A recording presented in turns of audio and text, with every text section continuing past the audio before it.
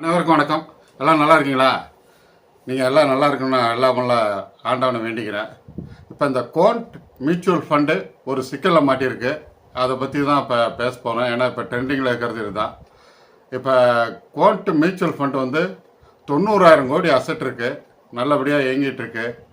அதாவது முதலீட்டாளர்களுக்கு நிறைய லாபம் கொடுத்துட்ருக்காங்க. அதனால் இப்போ வந்து இந்த ஃப்ரண்ட் ரன்னிங்கில் அவங்க மாட்டியிருக்காங்க. அந்த ஃப்ரண்ட் ரன்னிங்னா என்னன்னு அப்படியே சுருக்கமாக சொல்கிறேன். ஒரு ஷேரை வந்து மியூச்சுவல் ஃபண்டு மேனேஜர் வாங்கிறதுக்கு முன்னாடி ஏதாவது ஒரு நம்பகமான டீலர் மூலமாக அவங்களுக்கு நம்பிக்கையான ஆளாக பார்த்து இதை சொல்லிடுவாங்க. அவங்களுக்கு அக்கௌண்ட் இருக்கும், ட்ரேடிங் அக்கௌண்ட் இருக்கும். அந்த டீலர் மூலமாக அந்த குறிப்பிட்ட ஷேரை அவங்க முன்கூட்டியே வாங்கிடுவாங்க.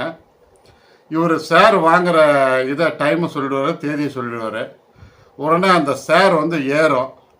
இவங்க கொஞ்சம் லம்சமாக வாங்கியிருப்பாங்க. அந்த ஷேர் ஏறும் போது என்ன ஆகும்னா, கிடுகிடுன்னு ஏறும் போது அவங்க வந்து அந்த லாபத்தை புக் பண்ணிட்டு வெளியே வந்துடுவாங்க. இதில் வந்து பல கோடி அவங்களுக்கு கிடைக்கும். அது வந்து அந்த ஃபண்டு மேனேஜருக்கு வந்து சேர்ந்துடும்.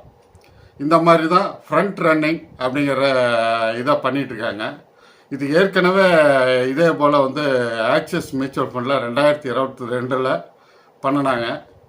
அது வந்து செபி வந்து கண்டுபிடிச்சிட்டு அந்த ஃபண்டு மேனேஜரை சஸ்பெண்ட் பண்ணிட்டாங்க.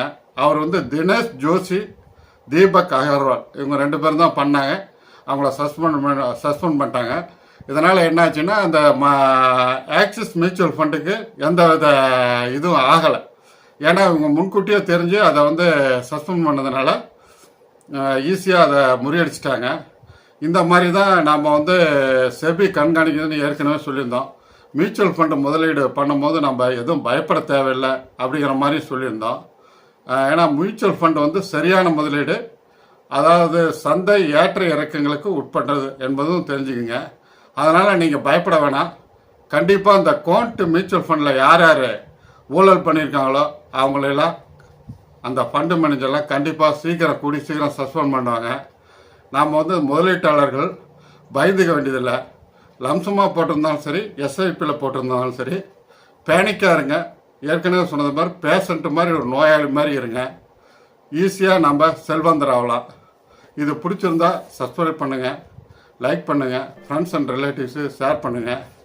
நம்ம மியூச்சுவல் ஃபண்டு தான் உலகத்திலே மிக சிறந்த முதலீடு அப்படின்னு சொல்லியிருக்கோம்.